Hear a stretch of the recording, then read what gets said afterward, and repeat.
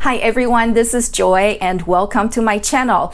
Typically, I share Tesla related content on my channel.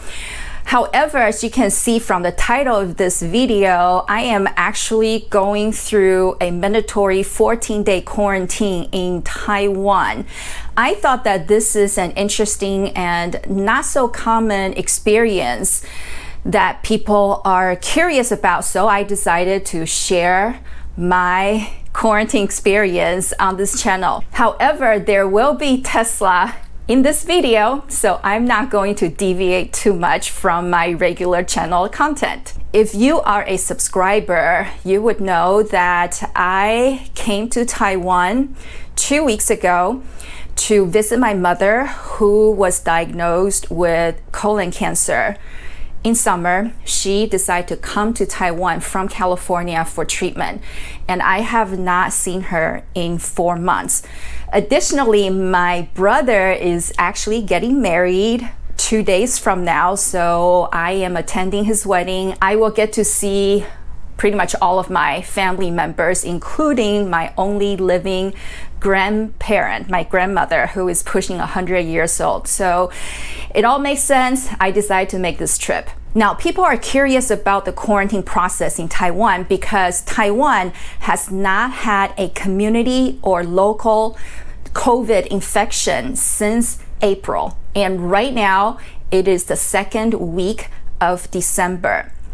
Taiwan has been able to block pretty much all of the COVID positive cases right at the border. So for people like me who are traveling into the country, they instituted this 14-day mandatory quarantine with strict monitoring so that if you start having symptoms and you are tested positive, you're not allowed to go outside and mingle with others. So this is why Taiwan has been able to be in sort of a bubble, a COVID bubble, if you will, that once I'm out of this quarantine, it's totally free out there, even though I do still need to wear my mask at most of the places like public transportation, going to the bank and retail stores and whatnot.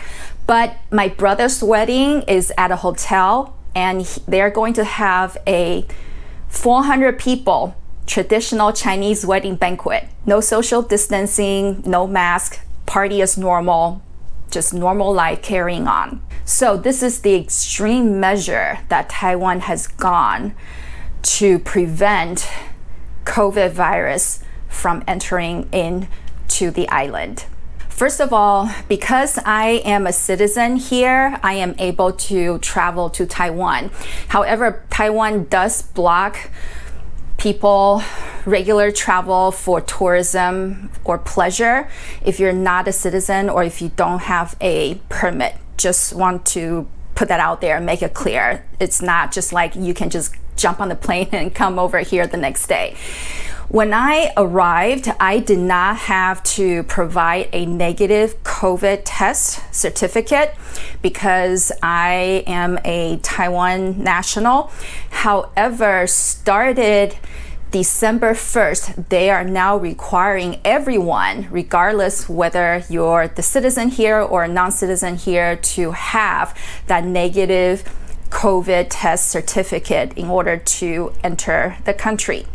However, I've been watching the news here. Last week, there were 13 migrant workers from Indonesia that came, but they started having symptoms during the 14-day quarantine, even though their certificate has said negative. They investigated this and they found out that the agency, I guess the employment agency that sent them here, actually falsified the COVID negative certificate. So people are now arguing the validity of providing such certificate because people can easily falsify it. So that's the process. Now, when you land at the airport, you have to, first of all, before you get to anywhere, you have to fill out a form that declares that you are going to go through this 14-day mandatory quarantine. And what they do with this quarantine is, if you have a home, you can go home by yourself. If you're living by yourself, that's fine. But if you're living with other people, you have to have your own room with your own bathroom. You cannot share living areas with other family members, especially those that are over 65 years old or children under, I think, age of 7. And if you do not have your own room and your own private bath, then you have to book a designated quarantine hotel, which is what I did and also what my father did. So I am here inside my hotel room. And the thing is, during this 14-day quarantine, you have to, at the airport, if you have a local cell phone, they're going to track you using your cell phone proximity geofencing. If you do not have a local cell phone, like I don't, then you have to either buy a Taiwan SIM card for them to trace you, or in my case, I rented this phone for 14 days, actually 15 days, so that they can monitor every single day my health condition. So what happens is, twice a day, in the morning and in the afternoon, I would get a call from a local health monitor asking me if I'm okay. It's a very short, like 10-second call. Just, hey, Joy, good morning. How are you feeling today? Is everything normal? Do you have any symptoms? Yes or no? And then also once a day, they send me a text message asking me if I have any type of symptoms. So this is, first of all, how they are tracing you. And secondly, this cell phone has to be turned on 24/7. You cannot turn this off. You cannot say, I'm going to sleep, I'm going to turn it off so it won't ring. You cannot, because this is how they are tracking your whereabouts so that you're not leaving your quarantine area. My father goofed on the last night of his quarantine, so he got out of quarantine a few days before I did. So today is actually my very last day of quarantine. As of 12:01 a.m. Friday morning, so tonight 12:01 a.m., I would officially end my quarantine. So what my father did was, at 11 p.m., the day that he was ending his quarantine, he thought, well, it's only another hour. I'm packing my bag up. I'm ready to get out of my confinement. So he turned off his cell phone. And the police came knocking on his door. Just within that 1 hour, thinking that he broke his quarantine, they were about to fine him or arrest him. So it's that strict. Also, my father and I both booked a quarantine hotel. And you are stuck inside your hotel room for actually 15 days, because the day you arrive, they don't count it. So the day you arrive plus 14 days. So I arrived 2 weeks ago today, and that's why my quarantine ends at midnight tonight or 12:01 tomorrow morning. I am not even allowed to step outside my hotel room door and walk down the hallway, go to fitness center lobby. I cannot leave this room, period. So this is not definitely for the faint of heart. If you are restless, this is going to be very difficult. And if you are claustrophobic, a little hotel room, it's gonna drive you nuts, I can guarantee you. What I did was I actually booked a little junior suite. So those doors open to a little living area, and I have a bathroom over there. And 3 times a day, I purchased a meal plan with the hotel, which is actually not that expensive. It comes out to be 200 Taiwan dollars in addition to my nightly hotel rate, which comes out to be, I think, about $7 for 3 meals a day.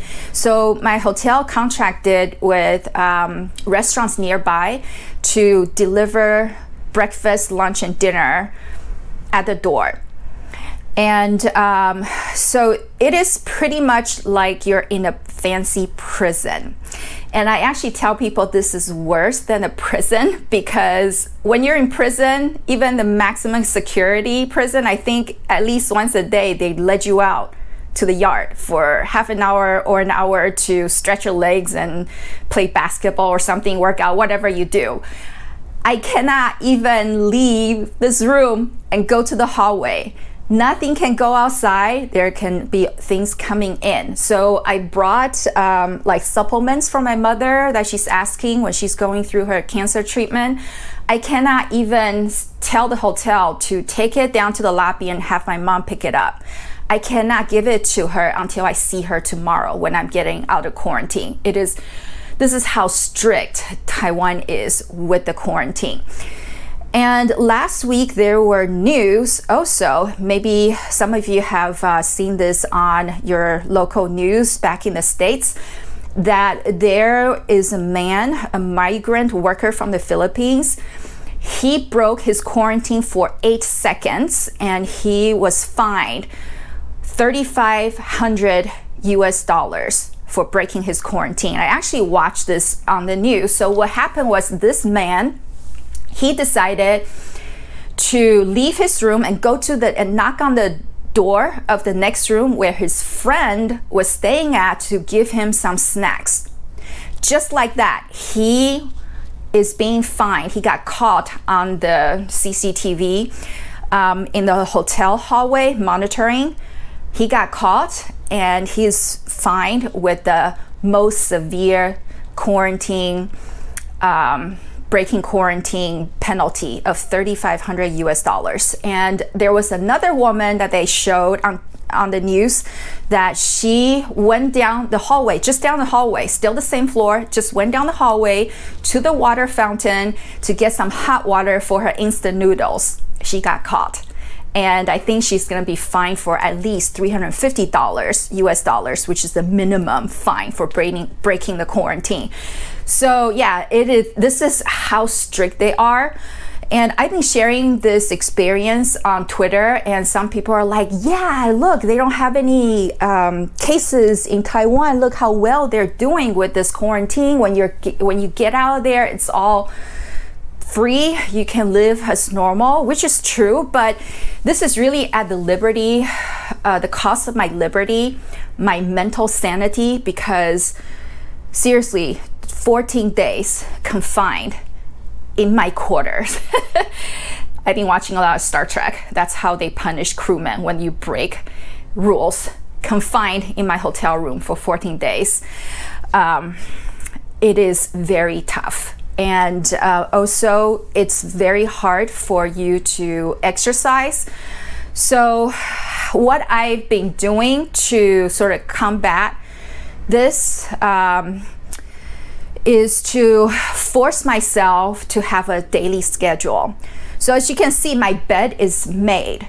And this is not just because I'm shooting a video. It is because every morning when I wake up, I force myself to actually make my bed, make it nice, and I actually change into a different set of sweats. So I actually change out of my pajamas, because when you're in here for 14 days, day in and day out, it's very easy for you to just lounge around in your pajamas all day long, and you would just get depressed.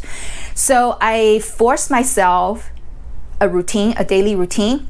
So like I said, I made my bed, and then I would go change into my sweatshirts. And I brought books. I brought my Bible study, homework. I brought Amazon Prime videos. I am able to talk with my mother now since we're in the same time zone. I talk to my brother, my sister-in-law, my dad, my uncle, and sometimes I get on social media, Twitter, Facebook, Instagram, whatnot, and just to kind of kill time. Sometimes I watch TV programs here. So it is quite tough if you don't have a plan, if you're not prepared. Now back to the lack of exercise. What I have been doing is that in the morning, I would pace around my hotel room back and forth. And for the first week, I was just doing walking back and forth for half an hour while I was listening to a podcast. And the second week, I started to jog in my hotel room back and forth for 30 minutes. So I get to sweat just a little bit and get a little bit of workout. And then I brought my exercise mat. So I am able to do Pilates in the evening. Just got on YouTube and pull up some online Pilates mat classes because I've been taking Pilates back in California. So I'm able to do that at home or in my hotel room for a little bit. So this is how I have been getting my exercise in, because otherwise you're just laying around all day and you're eating 3 meals a day. The first week I was so bloated. I gained a lot of water weight. And so the second week I'm a lot more mindful about what I eat, and I start jogging. So now my water weight is going down, thank goodness, so I can fit in the dress and I'm going for the wedding. Now, I forgot to mention that after you land and you get your luggage and you pick up your cell phone, you cannot take public transportation back home or to your quarantine hotel from the airport. You have to either take designated quarantine taxi where they drop you directly to your quarantine hotel, or you rent a private car and you drive by yourself, or you can arrange a private pickup, which is what I did. Thanks to Michael from the Tesla Owners Club Taiwan, he arranged to have a Model X pick me up at the airport. I am so surprised and so thrilled. So thank you, Michael. So Join, that's his name. He owns his own little transportation company, JT transportation service. So Join picked me up at the airport, and I found out he's got some really cool stuff done to his Model X. So check this out. I am in Taiwan and I'm riding in a Model X thanks to JT, and he has modified his Tesla to add that pad on top, and he's playing my YouTube videos. And what he's done also is he's installed a fridge in the back seat right here. Ta-da! Check these out. I got champagne. Well, I don't drink, but I got water, snacks. This is really cool. And also Jack from my Tesla, whom I met last year along with Michael, president of Taiwan Tesla Owners Club. When they were in the US, I met them both, and Jack is giving me these hats. Thank you, Jack, and I look forward to seeing you again on the 19th when I meet up with the Taiwan Tesla owners. So I'm riding in style to my quarantine hotel. I have to be in lockdown for 2 weeks before I can get out. So I really appreciate Michael giving me this ride from the airport to the hotel. Thank you so much, and I will see you guys later.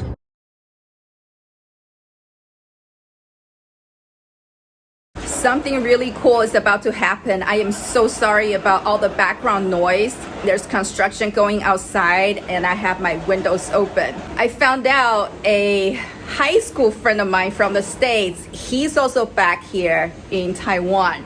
He came back in September. He also drives a Tesla. He has a Model S. I found out on Facebook that he is having lunch nearby. So I told him, you know what? Why don't you just come by my hotel? My window's open. I'm only on the 2nd floor. Come and say hello. So he's actually gonna come over and say hello. This is gonna be so cool. Okay, my friend Steve is here. Steve!